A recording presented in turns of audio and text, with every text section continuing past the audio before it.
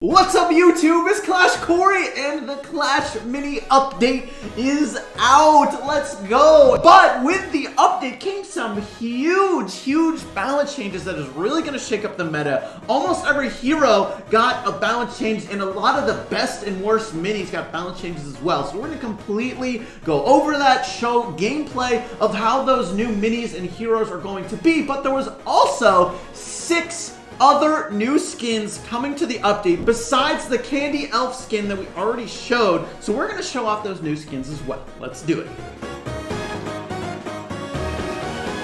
And by the way, if you guys are having any trouble updating your app for Clash Mini because you downloaded it in a region that is not officially in beta launch, make sure you go back to that how to download Clash Mini video. Follow those same steps, it'll work the same way. Now here are the 6 new skins coming to Clash Mini. A lot of these, almost all of these are really amazing. I'm super excited, dude. The bowler one, the giant skeleton delivering a gift bomb to you. I mean, like, the Jolly Barbarian King. Woo! So this is the Sparkle Archer skin, and we'll do like a little 360 view real quick of these. We got the gift package giant skeleton. Woo, baby. This is the helpful mini P.E.K.K.A, which I guess it's like a helpful little elf, you know? This is the Snowler, which is an appropriate name. I do like it. This is the Crystal P.E.K.K.A, Big Mama Pecky, real shiny. And then the Jolly Barbarian King. Now, I'm gonna show all of these skins in some gameplay, but I'll do it while I talk about the balance changes. That way, you know, this video's not too long. We get through everything. But real quick of note, challenge coins have been changed to crystal coins, which is gonna be the new currency used to buy skins. And you'll get crystal coins whenever you open boxes, and you're getting fragments of minis that you already have max, or heroes that you already have max. That extra stuff will be converted into crystal coins. And I do believe there's also going to be another way to get crystal coins, but I'm not like 100% on exactly how that works. So until I get more info, I'll hold off on explaining it. All right, into the balance changes. All right, let's start with the balance changes to the heroes. First off, the Archer Queen, arguably the strongest hero in the game on average, depending on your hero level. She's getting a change at level 9. Her level 9 upgrade now, instead of making her super cost 1 less energy, making it 5 energy, it's now just going to be an extra health. So her super is going to stay at 6 energy, but she'll be a little bit more tanky. What this means is she'll get her super about a 1/7 of a second later. Not a huge deal, but she'll also be able to shoot out probably at least 1 more attack with that 1 extra health. Of course, her super also buffs nearby allies though, so it's definitely more of a nerf than a buff. Which is probably fair, but it's a pretty small change. Now, on the other hand, the Countess, who's probably the strongest hero at mid-levels, is getting a couple nerfs. The Countess is getting changes at level 6, 7, and 9. The gist of it is the Countess is losing 1 health and a solid amount of attack speed. So honestly, the Countess is going to be a lot worse. I expect the Countess to probably be the worst level 10 hero in the game with these changes. Of course, that's just at level 10. Still will probably be usable in the earlier levels, but seriously, these are some really big nerfs. Attack speed matters a lot for the Countess and how much she supers and whether she supers before she dies or not. So seriously, this is a big change. Now, the Barbarian King is getting some buffs, who's arguably the worst hero in the game until he gets to level 10, and then he becomes super strong. But first of all, his level 5 ability, which makes his super apply to all allies, is now automatically given at level 1. Although it doesn't take too long to get a hero to level 5, this is still a good change. But he now gets a new level 5 ability. Now at level 5, whenever he supers, he heals 4 health. This is huge. He will seriously become an amazing tank. He honestly might easily become the best hero in the game even before level 10. At level 10, I think he will 100% be the best hero in the game now. However, another hero who got buffed is the Monk. Now the Monk at level 5 will start the battle with 3 energy. Whoa, that's a really big buff. The monk was honestly pretty inconsistent, not only because of giant skeleton being meta, but now having that 3 energy sooner not only, of course, is really good, but also this helps slightly eliminate the problem the monk had, where he would super someone who had almost no health. If he was super earlier in the fight, now he's likely to be able to deal more damage. And also, the monk will kind of hard counter Barbarian King. So, he might seriously become meta also because of that too. By the way, if you don't want to miss out on future sneak peek videos for Clash Mini updates, make sure you subscribe. And if you want the notification,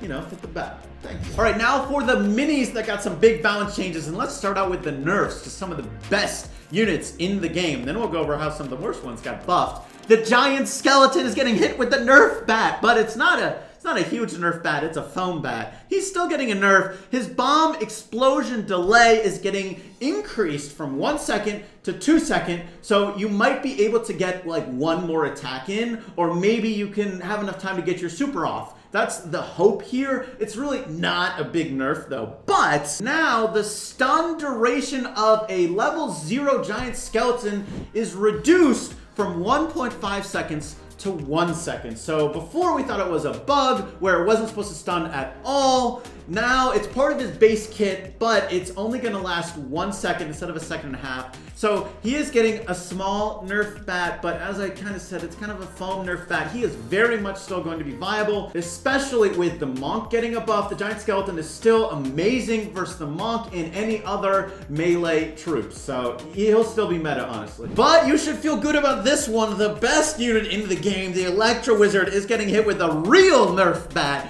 Here we go. First off, when you upgrade the Electro Wizard with that first upgrade, instead of giving 2 extra forks for that super, it's now 1. So it only targets 3 troops, which is huge, but there's other nerfs on top of that. First of all, the base health of the Electro Wizard is reduced by 2, and now whenever you upgrade the Electro Wizard, it's 1 less health. This is an insane reduction in health. Seriously, this is going to impact the Electro Wizard a lot. It's going to die so much sooner for a 4-cost unit.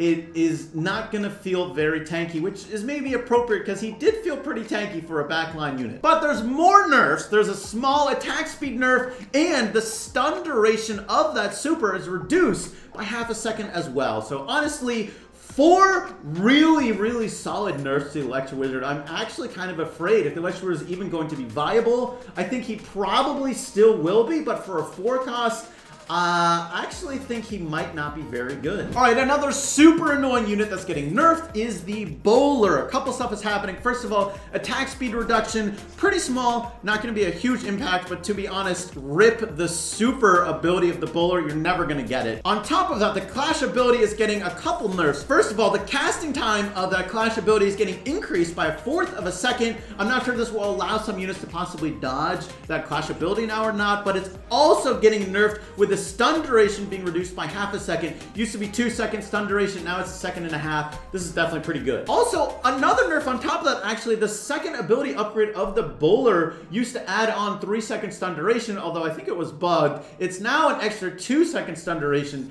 To be honest, I'm never upgrading the Bowler. I recommend you never upgrade the Bowler. All right, now some buffs to some of the worst units. First of all, the Barbarian. Oh, he was so bad. This could be his time to shine. His attack speed is getting a huge buff from 0.4 seconds per hit to 0.6, and also his health is getting increased by 1. First of all, he really needed that extra health, and that attack speed is going to allow him to stack up that rage faster. If you can keep the Barbarian alive, like maybe with the Battle Healer, possibly, the Barbarian could, in that specific case, be really good.